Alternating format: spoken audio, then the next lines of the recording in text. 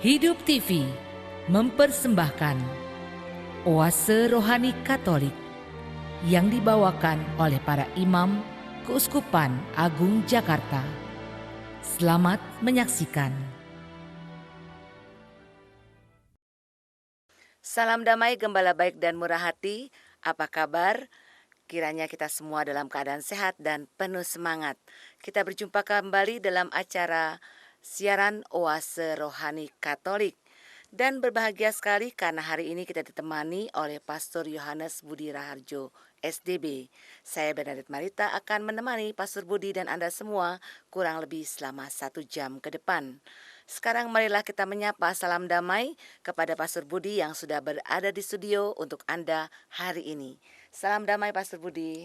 Salam damai Marita dan semua para pendengar pemirsa dimanapun Anda berada. Ya, kita akan awali jumpa kita dengan sebuah doa yang akan dipimpin oleh Pastor Budi. Dalam nama Bapa dan Putra dan Roh Kudus, amin. Allah Bapa yang kekal dan kuasa, bukalah kiranya mata kami, agar dapat melihat apa sekiranya yang mendamaikan kami. Bukalah kiranya hati kami, agar dapat menangkap sabda Putramu, di mana hukum dan Taurat para nabi terlaksana bagi kami dan semua orang di dunia. Demi Kristus Tuhan dan pengantara kami. Amin. Antifon pembuka untuk hari ini adalah seturut sabdamu ku cari wajahmu. Wajahmu ku cari ya Tuhan. Janganlah wajahmu kau sembunyikan daripadaku.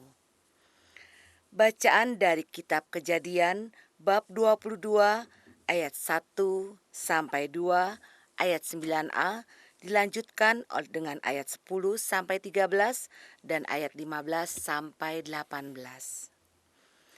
Setelah Abraham mendapat anak Ishak, maka Allah mencobai Abraham. Allah berfirman kepada Abraham, "Abraham." Abraham menyahut, "Ya Tuhan, sabda Tuhan, ambillah anak tunggal kesayanganmu, yaitu Ishak. Pergilah ke tanah Moria, dan persembahkanlah dia di sana sebagai kurban bakaran pada salah satu gunung yang akan kukatakan kepadamu."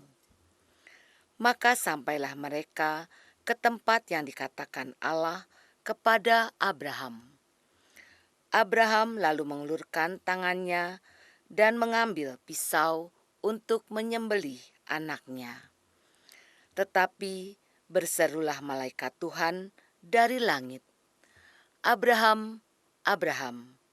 Sahut Abraham, "Ya Tuhan." Lalu Tuhan bersabda, "Jangan bunuh anak itu, dan jangan kau apa-apakan dia. Kini aku tahu bahwa engkau takut akan Allah, dan engkau tidak segan-segan menyerahkan anakmu yang tunggal kepadaku." Lalu Abraham menoleh dan melihat seekor domba jantan di belakangnya, yang tanduknya tersangkut dalam belukar. Diambilnya domba itu dan dipersembahkannya sebagai kurban bakaran pengganti anaknya. Untuk kedua kalinya berserulah malaikat Tuhan dari langit kepada Abraham. Katanya, "Aku bersumpah demi diriku sendiri, demikianlah firman Tuhan. Karena engkau telah berbuat demikian, dan engkau tidak segan-segan menyerahkan anakmu yang tunggal kepadaku, maka aku akan memberkati engkau berlimpah-limpah dan membuat keturunanmu sangat banyak, seperti bintang di langit dan seperti pasir di tepi laut. Dan keturunanmu itu akan menduduki kota-kota musuhnya. Melalui keturunanmu lah segala bangsa di bumi akan mendapat berkat, sebab engkau menaati sabdaku." Demikianlah sabda Tuhan. Syukur kepada Allah. Sahabat Oase Rohani Katolik yang terkasih, marilah kita tanggapi sabda Tuhan dengan mazmur tanggapan. Bawalah kurbanmu bagi Tuhan, sembahlah Dia dalam istana yang kudus. Bawalah kurbanmu bagi Tuhan, sembahlah Dia dalam istana yang kudus. Berbelas kasihlah Tuhan dan adil. Allah kami adalah rahim. Orang bersahaja dijaganya, dan yang hina dina diselamatkannya. Bawalah kurbanmu bagi Tuhan, sembahlah Dia dalam istana yang kudus. Apa balas budiku kepada Tuhan atas anugerahnya bagiku? Piala keselamatan akan kuangkat, dan nama Tuhan akan kuserukan. Bawalah kurbanmu bagi Tuhan, sembahlah Dia dalam istana yang kudus. Nadarku bagi Tuhan hendak kubayar di hadapan seluruh umat-Nya. Kukurbankan padamu kurban pujian, dan namamu akan kuserukan. Bawalah kurbanmu bagi Tuhan, sembahlah Dia dalam istana yang kudus. Nadarku bagi Tuhan hendak kubayar di hadapan seluruh umat-Nya. Dalam pelataran rumah-Mu Tuhan, di tengah-tengah-Mu, ya Yerusalem. Bawalah kurbanmu bagi Tuhan, sembahlah Dia dalam istana yang kudus. Bacaan dari surat Rasul Paulus kepada jemaat di Roma, bab 8 ayat 31b sampai 34. Saudara-saudara, jika Allah di pihak kita, siapakah yang akan melawan kita? Allah bahkan tidak menyayangkan anaknya sendiri, tetapi menyerahkannya demi kita semua. Bagaimana mungkin Ia tidak menganugerahkan segalanya bersama anaknya itu kepada kita?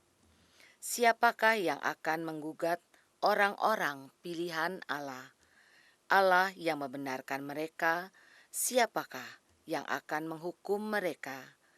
Kristus Yesus yang telah wafat, bahkan lebih lagi yang telah bangkit, yang juga duduk di sebelah kanan Allah, yang malah menjadi pembela kita. Demikianlah sabda Tuhan. Syukur kepada Allah. Sahabat Oase Rohani Katolik yang terkasih, sekarang marilah kita simak bacaan Injil Yesus Kristus menurut Markus bab 9 ayat 2 sampai dengan 10 yang akan disampaikan oleh Romo Budi untuk kita semua.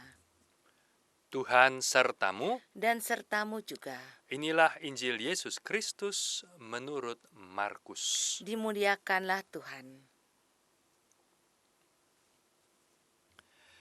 Pada suatu hari, Yesus berbicara tentang bagaimana Ia akan menderita sengsara. Sesudah itu, Ia membawa Petrus, Yakobus, dan Yohanes, dan bersama mereka naik ke sebuah gunung yang tinggi. Di situ mereka sendirian saja.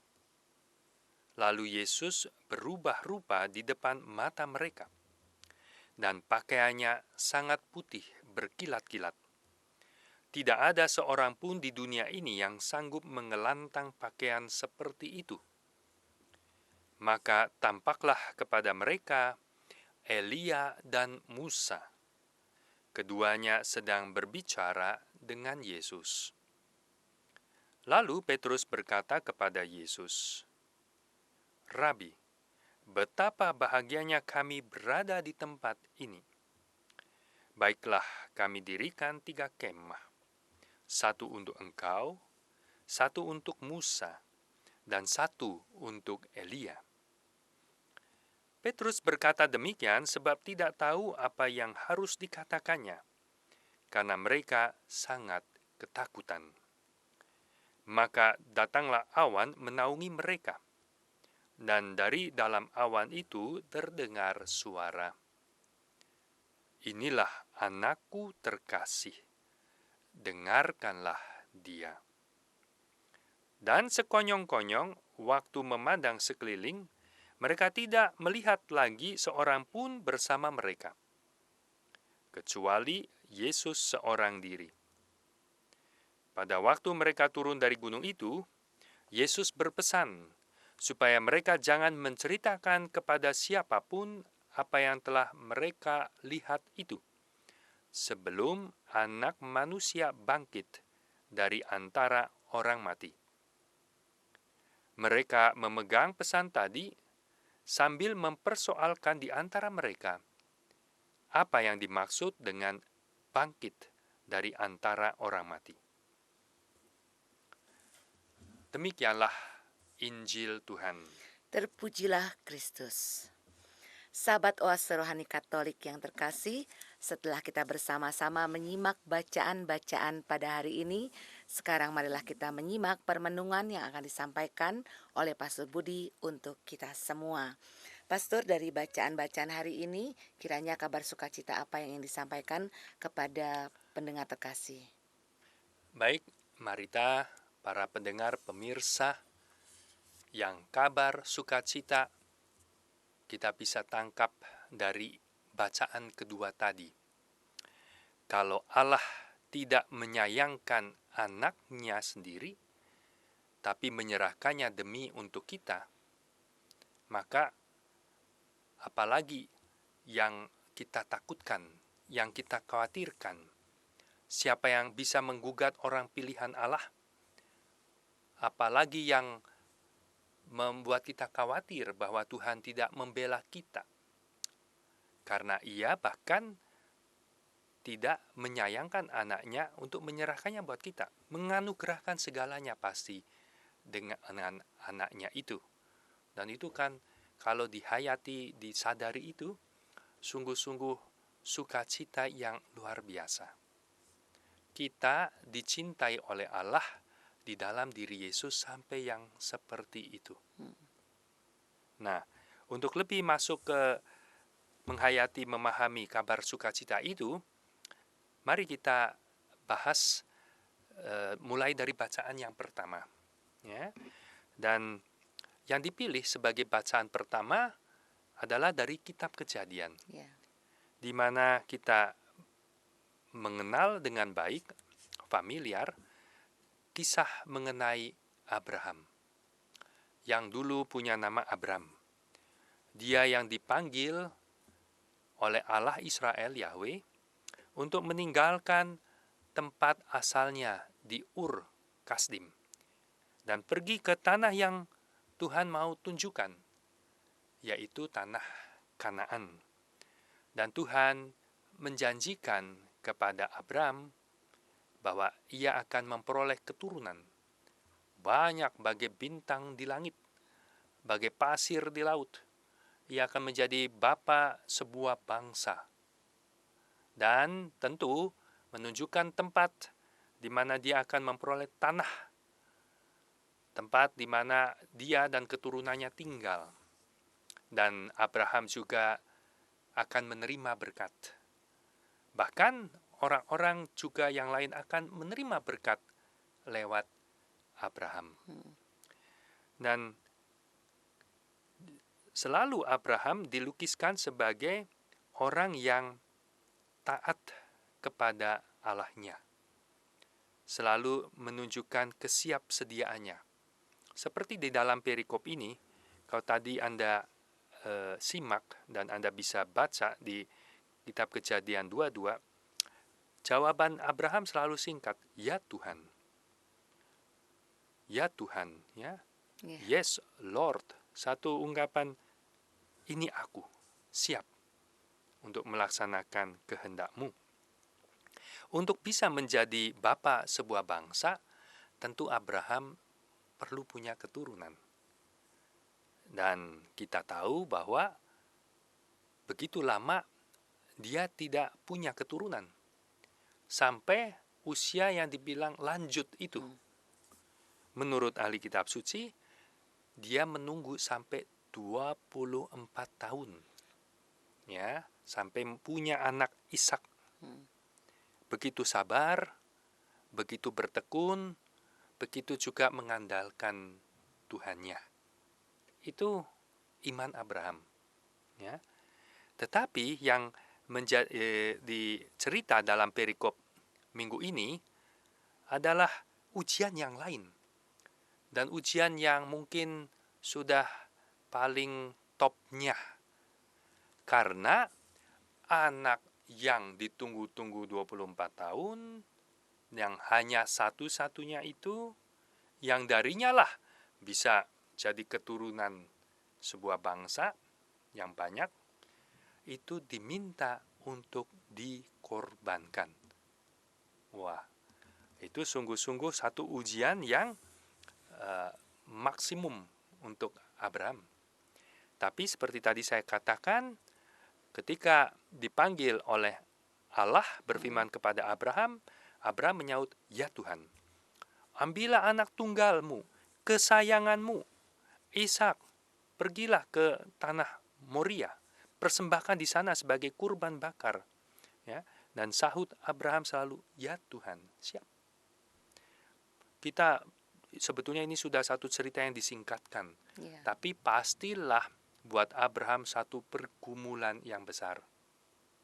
Dan akhirnya tapi dikatakan dia lulus ujian.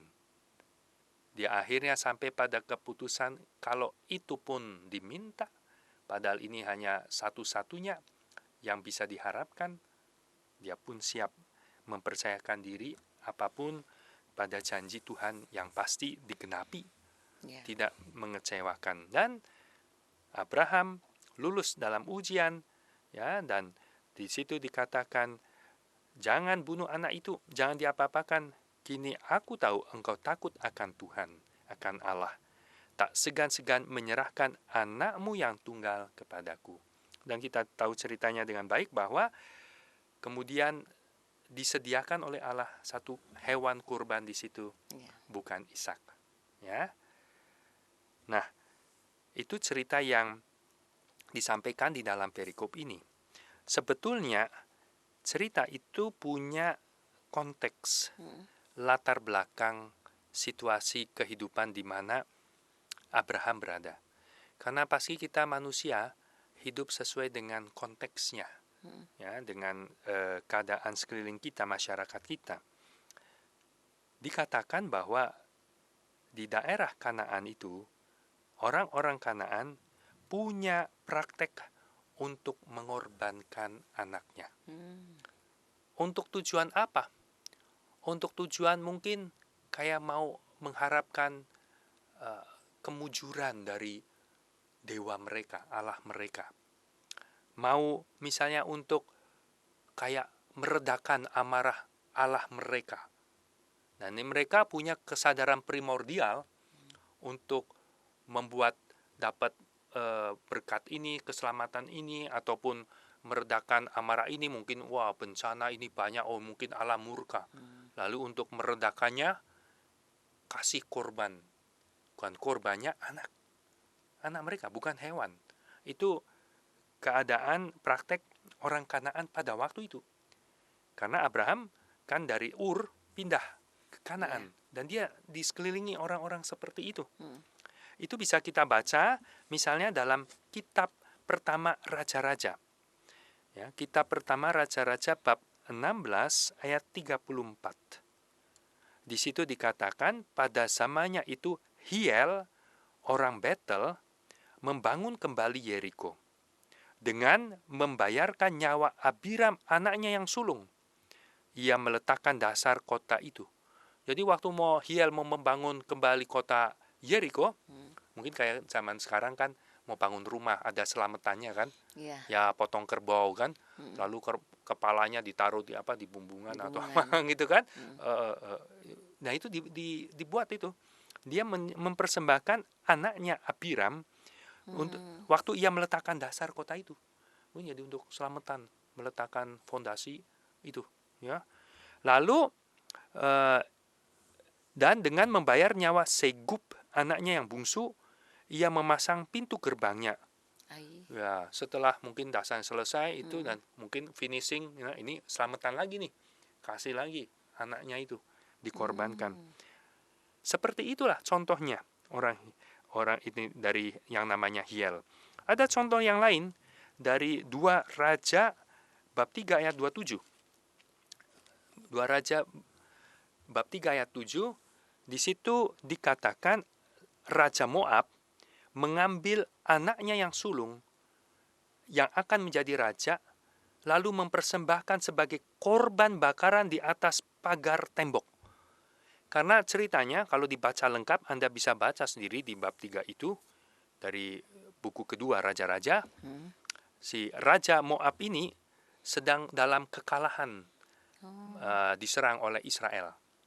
Ya, dan bayangkan, pikirnya untuk dia bisa memanggil dewanya supaya menang, menyelamatkan, dia korbankan anaknya itu. Dan tradisi, praktek yang semacam ini dengan kepercayaan seperti itu, ya, itu ternyata juga mempengaruhi raja-raja Israel pada waktu itu. Kita bisa baca misalnya di 2 Raja bab 16 ayat 3. Itu cerita tentang kehidupan Raja Ahaz. Dan Raja Ahaz dikatakan ia hidup menurut kelakuan raja-raja Israel, bahkan dia mempersembahkan anaknya sebagai korban dalam api, sesuai dengan perbuatan keji bangsa-bangsa yang telah dihalau Tuhan, yaitu Kanaan. Dan satu lagi contoh adalah Raja Manasye, yaitu di 2 Raja bab 21 ayat 6.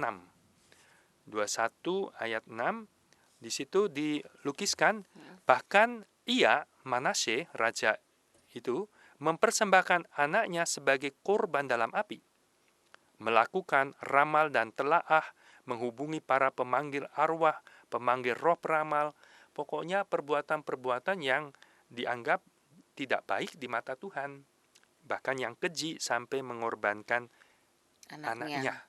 Untuk satu tujuan, ya entah mau selamatan seperti tadi saya katakan, entah pikirnya meredakan amarah Tuhannya, atau mau dapat sesuatu. Kayak istilahnya orang apa itu, yang nyupang atau apa ya, yang mau dapat pesugihan harus korbankan ini, korbankan itu, ya. Seperti itulah. Dan Abraham hidup dalam masyarakat yang seperti ini. Dan mungkin saya dengar komentar, jadi Abraham mau dibilang, mana imannya kepada Allah Yahweh? Apakah sehebat orang-orang di sekelilingnya yang bisa sampai mengorbankan anaknya untuk Tuhannya? Jelas itu perbuatan tidak benar. Tetapi di sini dikutip bukan untuk maksud membenarkan praktek itu, tentu tidak benar. Tapi di kitab Kejadian bab 22 ini dikutip, diceritakan secara singkat, mau menunjukkan Abraham juga berbakti kepada Allahnya. Ia juga siap mengorbankan bahkan anaknya yang tunggal dalam masa tuanya, yang hanya satu-satu harapan untuk masa depannya. Ya. Dan itu justru kemudian yang menjadi pesan adalah Abraham selalu taat. Dan karena ketaatannya lulus ujian dalam puncak iman Abraham itu, Abraham menjadi teladan orang beriman, ya, yang menaruh harapannya meskipun sepertinya tidak ada harapan, itu pada Allah saja. Ya, Abraham seperti dikutip oleh Rasul Paulus dalam surat kepada umat di Roma bab 4 ayat 18, dan juga dalam kitab Ibrani bab 11 ayat 17 sampai 18 adalah teladan sebagai orang yang beriman, ya, yang menaruh tadi seperti saya katakan harapannya pada Allah, pada janjinya, ya. Dan ini yang mesti kemudian menjadi renungan untuk kita semua di dalam masa Prapaskah minggu kedua ini, di mana nanti Injil juga bicara tentang inilah anakku yang kukasihi. Karena Yesus juga sebagai yang taat, hamba Tuhan yang taat, ya. Dengan ketaatannya ia menyelamatkan kita semua. Maka iman Abraham, ketaatan Abraham itu menjadi latar belakang juga untuk bacaan Injil, Ya. Khususnya dalam aspek ini sebetulnya bagaimana Abraham sampai siap mengorbankan anaknya. Nah, itu gambaran untuk Allah Bapa yang seperti kata Rasul Paulus tidak menyayangkan anaknya yang tunggal, ya, untuk keselamatan kita. Nah, itu yang saya ingin ajak para pemirsa pendengar untuk lebih mendalami, pertama dari kitab Kejadian, bacaan pertama, ya, bahwa kabar sukacitanya adalah Allah sendiri siap mengorbankan untuk kita, bahkan anaknya yang tunggal, ya. Dan Yesus sendiri dengan ketaatannya mau melaksanakan rencana Allah untuk keselamatan kita. Maka kita diingatkan akan iman kita sendiri, ya, tetap dalam kepercayaan kepada Allah, mengharapkan keselamatan dan kabar gembira itu tadi, karena Allah sendiri sudah sampai memberikan anaknya, pasti Ia juga akan memberikan segala-galanya untuk kebaikan kita bersama dengan anaknya itu. Begitu, Marita. Ya, terima kasih Pastor. Pemirsa Hidup TV, sahabat Oase Rohani Katolik yang terkasih, kita resapkan dulu dalam hati sanubari apa yang sudah disampaikan oleh Pastor Budi pada bagian pertama ini. Kita akan kembali setelah jeda berikut ini. Hidup TV mempersembahkan Oase Rohani Katolik yang dibawakan oleh para imam Keuskupan Agung Jakarta.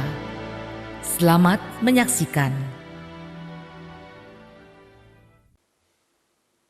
Sahabat Oase Rohani Katolik, kita berjumpa kembali dalam bagian kedua Minggu Prapaskah kedua. Dan masih setia menemani kita saat ini adalah Pastor Yohanes Budi Raharjo STB. Dan saya Bernadette Marita akan menemani Pastor Budi dan Anda semua sampai di penghujung acara nanti. Saya informasikan kepada Anda yang mau bertanya, mengirimkan usul ataupun saran, silahkan kirim ke nomor handphone kami 0822 1036 1555. 0822 1036 1555. Baiklah, sekarang kita kembali ke Pastor Budi untuk menyimak bagian kedua ini. Pastor Budi, bagian kedua ini Pastor akan menjelaskan tentang apa? Baik, Marita.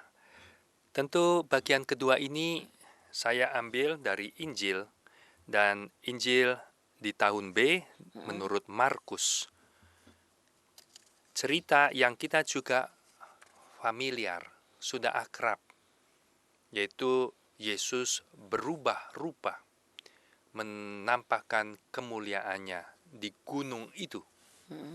Dan cerita ini ada di semua Injil sinoptik, yaitu 3 tulisan Injil yang kita bisa bilang, bisa dilihat disejajarkan karena strukturnya dan isinya banyak yang sama. Matius, Markus, dan Lukas. Namun kalau Anda cermati perikop yang paralel dari Markus 9, 2, 10 ini di Matius dan di Lukas, nampak ada modifikasi dari masing-masing penulis. Tidak persis sama.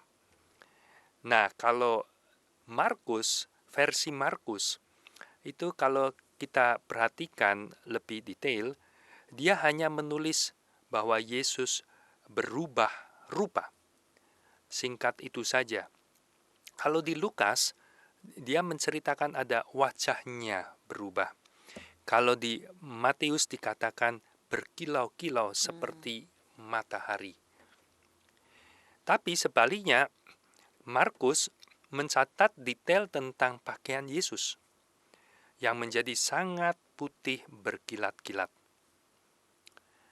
Perubahan detail lainnya yang berbeda dari tulisan yang lain, kalau Markus urutannya yang nampak bersama dengan Yesus, dia sebut Elia lebih dulu, baru Musa. Sedangkan di Injil sinoptik yang lain, menyebut pertama lebih Musa, baru Elia.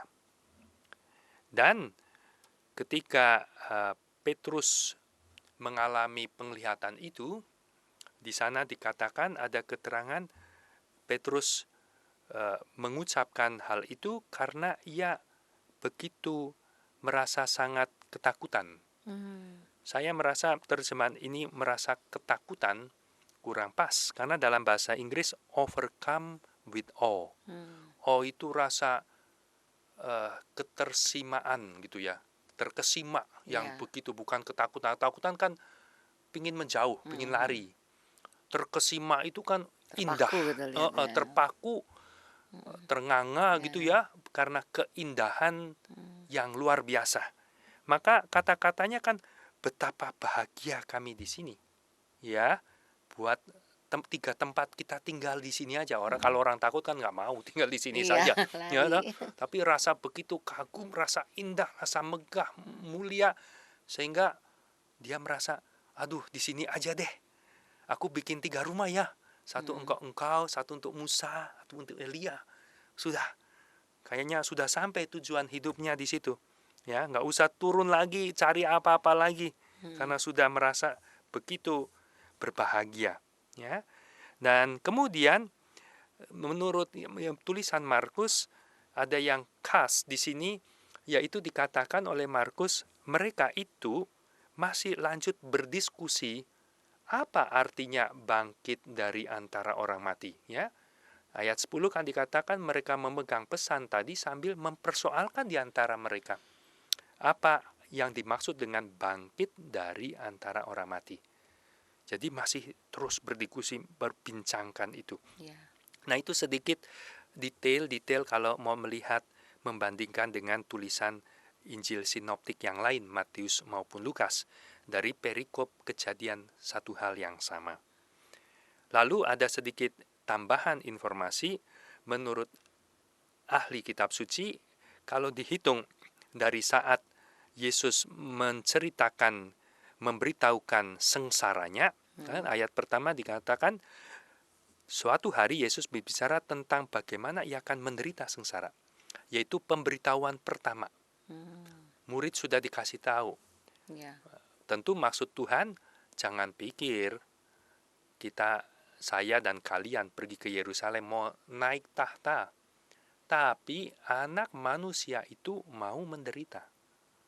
Ya, dan sesudah itu dikatakan 6 hari sesudahnya mereka dibawa oleh Yesus ke gunung.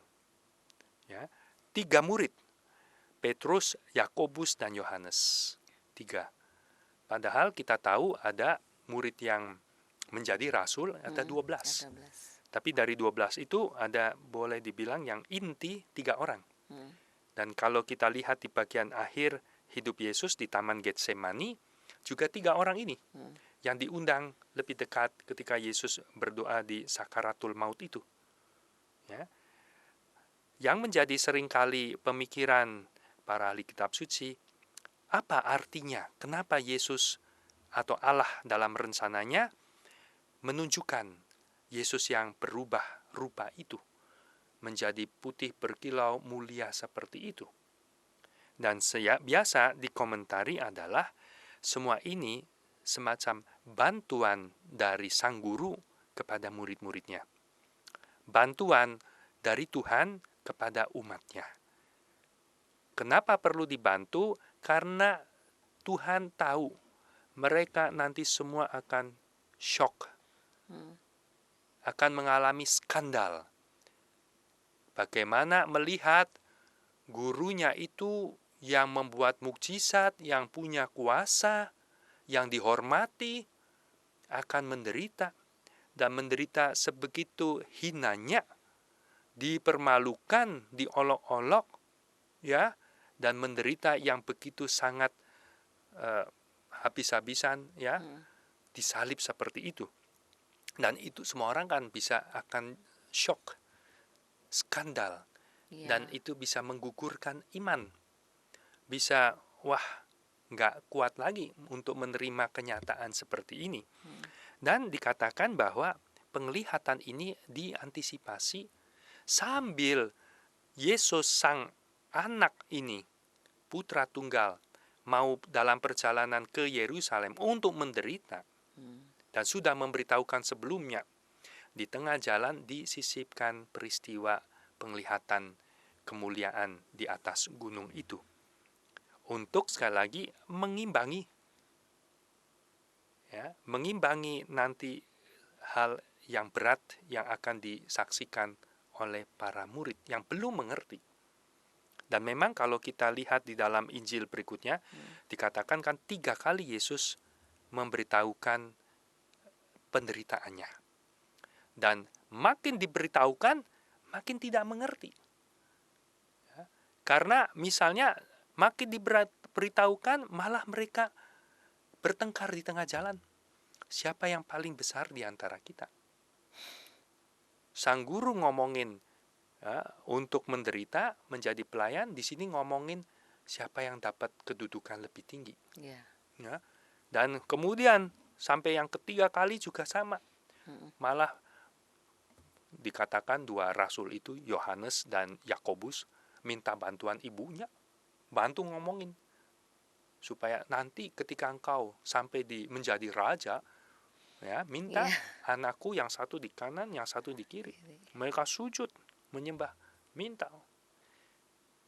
Kegagalan, istilahnya jangan sekarang, gagal paham.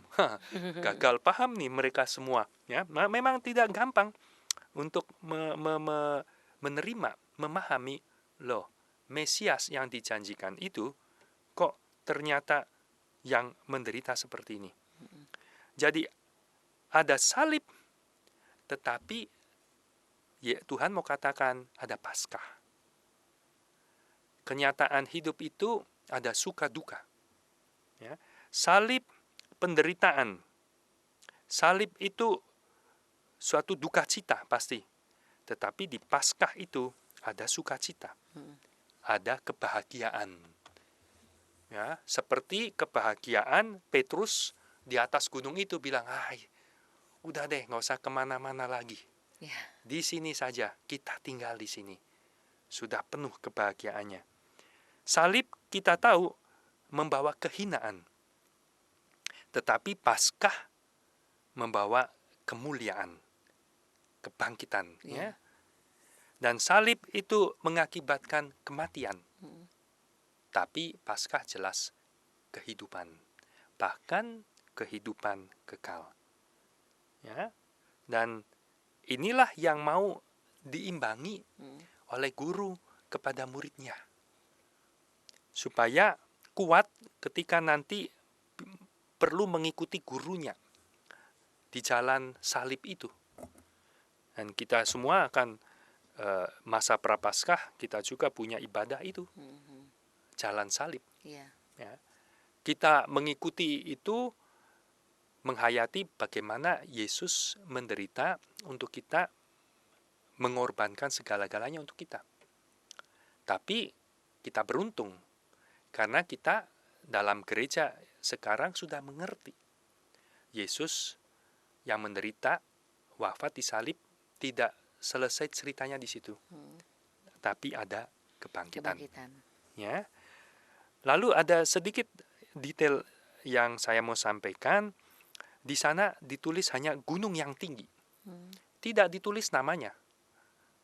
Umumnya orang mengatakan, oh itu di Gunung Tabor. Siapa yang bilang? Nggak ada.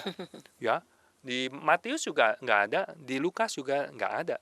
Tapi nama Gunung Tabor itu hanya sebagai tradisi. Ketika di mana ya gunung ini ya kiranya, kebanyakan orang menyebut secara tradisi mengacu kepada Gunung Tabor. Ada dekat Nazaret dengan ketinggian 560 meter dari permukaan laut. Dan tentu sekarang ada gereja didirikan di situ untuk menghormati kejadian ini. Yang lain mengatakan, oh mungkin gunung yang dimaksud itu Gunung Hermon. Di sebelah utara kota Kaisarea Filipi. Tingginya 3.000 meter. Tapi secara umum lebih diterima biasanya adalah Gunung Tabor. Cuman Saya hanya mau mengatakan sebenarnya tidak ada tertulis gunungnya gunung yang apa, ya. Tapi sebagai tradisi dikatakan Gunung Tabor. Karena yang penting bukan itu, pesan teologisnya. Tuhan menampakkan diri di atas gunung itu, bukit itu, untuk menguatkan para murid. Dan waktu penampakan, ketika Tuhan berubah rupa, mulia seperti itu, ada figur-figur yang lain yang nampak, yaitu Musa dan Elia. Lagi, yang penting di sini apa pesan teologisnya, kebenaran untuk kita. Musa itu adalah tokoh pemberi hukum. Musa itu orang yang secara unik dalam sejarah keselamatan bangsa Israel, ia yang menerima 10 perintah Allah. Ya. Dan Elia itu adalah satu tokoh nabi yang mungkin legenda, hebat. Sehingga Elia tampil di situ merepresentasikan para nabi.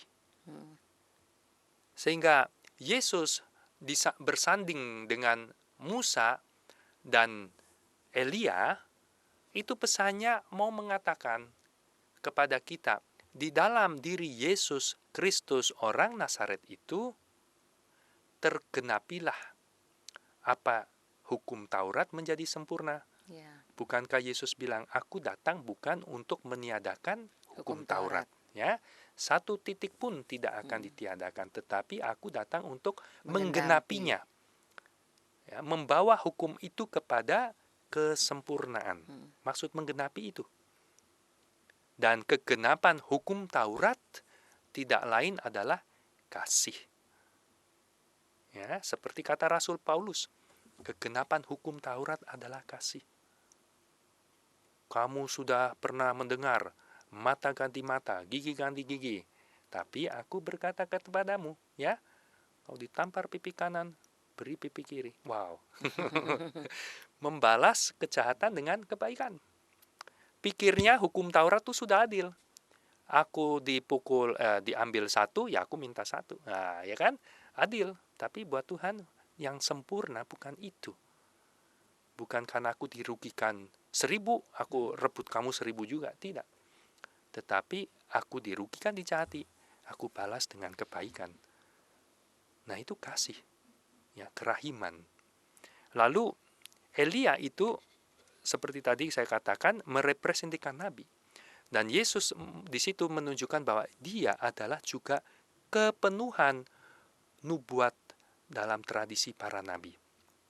Di mana para nabi, termasuk mulai dengan Musa, mengatakan dia yang ditunggu-tunggu akan datang.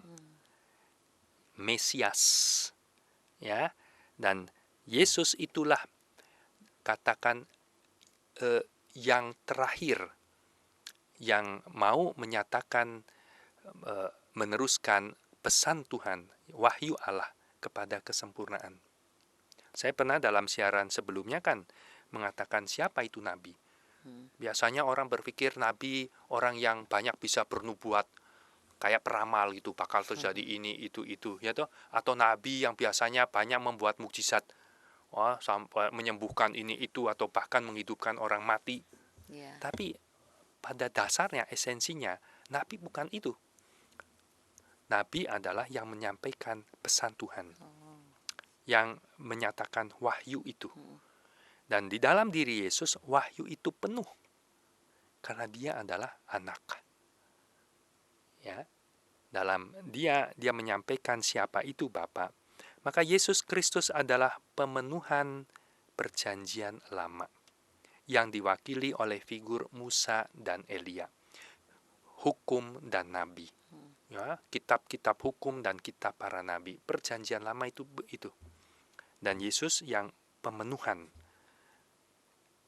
janji Tuhan. Dan Yesus sekaligus menjadi dasar atau fondasi untuk perjanjian baru. Untuk umat perjanjian baru. Dan umat perjanjian baru itu, gereja itu direpresentasikan oleh 3 murid yang hadir di Gunung Tabor. Tradisi ya, Gunung Tabor itu. Nah, itulah yang mungkin bisa untuk membantu para pemirsa pendengar merenungkan lebih dalam misteri iman kita. Bahwa kabar gembira tadi, Allah tidak menyia-nyiakan anaknya yang tunggal untuk kita, untuk keselamatan kita. Pastilah kalau Allah yang sudah berbuat sebegitu jauh, apalagi yang disisakan seperti di eman-eman begitu, enggak dia lakukan untuk kebaikan kita. Nah, kalau disadari itu, wow, kita hidup dengan optimisme, biarpun mungkin tentu ada kesulitan, penderitaan, mungkin kita tidak jatuh dalam kecemasan, dalam kekhawatiran.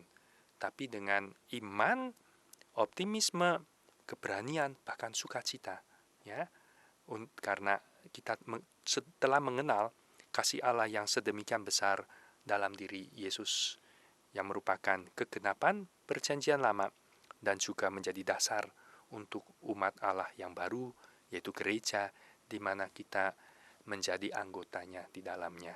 Begitu, Marita. Ya, terima kasih, Pastor. Pastor, dari bacaan pertama dengan bacaan kedua dan bacaan Injil ini, jadi kesimpulannya, pesannya apa untuk para pendengar yang terkasih? Kalau mau dirangkai bacaan satu, kedua, dan Injil, ada satu kata yang memang common, ada di semua, yaitu bicara tentang anak. The son, anak. Ya. Karena yang bacaan pertama, anak tunggal itu Abraham. Ya. Yang juga kalau dilihat, itu Ishak itu seperti representasi Yesus. Karena dia taat. Ketika Abraham mau pergi ke gunung itu, katanya mau mengorbankan anaknya ini, ya, dia menaruh kayunya di punggung Ishak. Baca itu di kitab Kejadian. Itu satu seperti gambaran Yesus yang di punggungnya dikasih kayu adalah kayu salib. Ya. Dan sang anak itu yang mau dikorbankan. Tetapi di dalam Injil betul-betul dikorbankan. Kalau di sana hanya ujian, kalau di sini rencana Allah. Karena perlu untuk keselamatan kita, dan sang anak ini dikorbankan. Tapi rencana itu bisa terjadi karena yang anak ini taat. Anak ini berkenan. Sehingga tadi dalam penampakan itu ada suara dari awan menaungi mereka, dikatakan, inilah anakku terkasih. Dengarkanlah dia. Nah, itu pesan yang penting sekali untuk kita.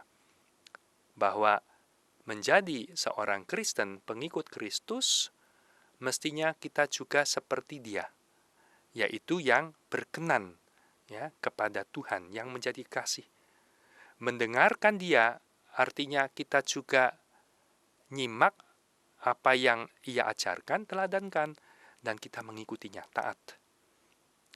Kalau kita juga seperti itu, pastilah kita juga ikut berbahagia sekarang dan nantinya.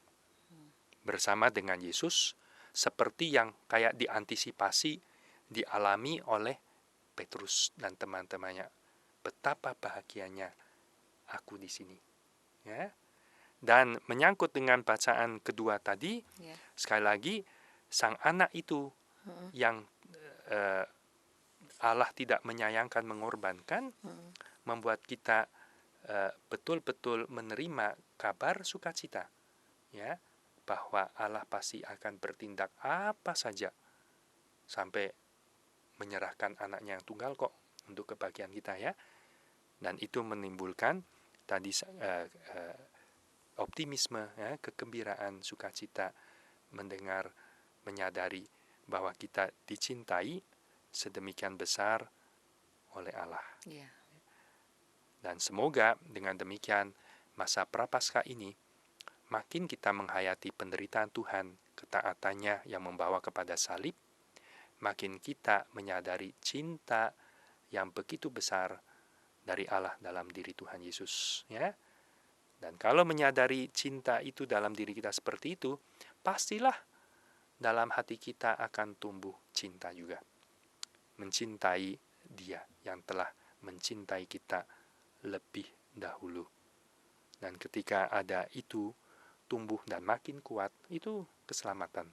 Ya, karena sudah hidup di dalam kebersamaan, persekutuan dengan Yesus, anak yang terkasih itu. Ya. Demikian Marita. Ya, terima kasih Pastor. Pastor, dalam masa Prapaskah ini apa yang sebaiknya kita lakukan untuk mempersiapkan diri, mempersiapkan hati kita untuk menyambut nanti kematian Yesus, kemudian kebangkitan Yesus? Oh, itu sudah diberitahukan kepada kita sejak hari pertama memasuki masa Prapaskah, yaitu hari Rabu Abu. Ya. Di mana dalam Injil dari Matius dikutip Yesus sendiri yang mengatakan ada 3 kewajiban keagamaan, yaitu doa, pantang puasa, dan sedekah amal. Ya, 3-tiganya itu perlu dilakukan. Supaya apa? Supaya kita mencapai tujuan kebahagiaan kita, seperti di atas gunung itu, kebahagiaan. Dan 3-tiganya, bayangkan, saya mungkin ilustrasikan sedikit. Kalau mungkin orang mau pergi ke satu tempat dan mau di sana merayakan yang menggembirakan, membahagiakan. Mungkin dengan kendaraan, ya, maka perlu ada kendaraan itu ada bensinnya gitu ya, supaya bisa sampai ke sana. Kalau tidak, habis di tengah jalan, tidak sampai tujuan. Tetapi tidak hanya kendaraan itu punya bensin, tapi harus ada yang mengemudikan, kan? Dan mengemudikannya benar, ya, tahu mengemudikan dengan benar. Kalau salah masuk jurang, nggak nyampe tujuan. Benar. Dan ketika bensinnya cukup sampai sana, ada yang mengemudikan bisa mencapai tujuan itu. Di sana, ya kalau cuma gitu-gitu aja, nggak happy kan? Ada makanan banyak, ya kan? Ada perayaan, pesta yang itu kan? Satu. Nah, sama seperti hidup kita. Kita dalam keadaan di sini mau katakan ke gunung Tuhan yang kudus itu, di sana ada jamuan. Dan kalau kita mau melakukan seperti itu, perlu 3-nya. Maka saya dalam ilustrasi itu mau katakan, ya bensin itu seperti doa itu. Perlu ada relasi dengan Tuhan dalam doa. Karena kalau tidak ada doa, relasi persekutuan dengan Tuhan, mungkin sesaat ada antusiasme, tapi kemudian nggak semangat lagi, nggak bertekun lagi. Ya, bukankah Yesus mengatakan roh itu penurut, ya, tapi daging lemah, ya. Iya, betul. Nah, sesaat saja, dan perlu selalu seperti kata Tuhan Yesus, tinggallah aku pokok anggur, kamu ranting-rantingnya. Kalau tidak tinggal dalam pokok anggur, tidak berbuah, ya. Dan doa itu di masa Prapaskah ini ditekankan. Mungkin ada yang menyadari aku sudah mulai melalaikan hidup doaku karena katanya kesibukan. Nah, di situ perlu direvisi, diperbaiki. Harus memprioritaskan sesibuk-sibuknya apapun, harus memprioritaskan ada waktu sekian beberapa menit untuk berdoa, bersekutu dengan Tuhan secara pribadi. Lalu keluarga berdoa bersama, lalu dalam komunitas gereja ekaristi. Lah ditambah lagi kalau masa Prapaskah doanya makin intensif, ada ibadat jalan salib, devosi. Ya, ada persekutuan doa di lingkungan mendalami firman Tuhan, kitab suci, ya. Dan itu selain tentu rosario yang setiap kali ada. Ya, dan itu masa Prapaskah doa kita justru yang sudah doa pun makin intensif. Makin semangat, panas gitu ya untuk berdoa. Kemudian yang kedua, seperti kalau ilustrasi tadi kendaraan, harus ada yang mengendalikan. Dan yang mengendalikan itu kita perlu bisa menguasai diri kita. Self mastery, mengendalikan diri. Maka pantang dan puasa tujuannya adalah melatih bahwa kita bisa mengendalikan hasrat-hasrat kita. naluri-naluri kita dikendalikan dengan baik untuk mencapai tujuan yang benar. Ya, dan kita kadang bisa oh, ini menarik, tidak harus langsung dipuaskan, gratifikasi. Apalagi kalau tahu itu tidak benar, itu salah, itu tidak baik, menolak. Itu namanya menyangkal diri. Tidak selalu harus menuruti keinginan, kemauan sendiri. Nah, pantang puasa itu adalah latihan untuk terus mengontrol kita bisa ingkar diri, ya, untuk maksud yang kita mau capai. Dan ketiga yang tadi katakan adalah sedekah. Yaitu buahnya.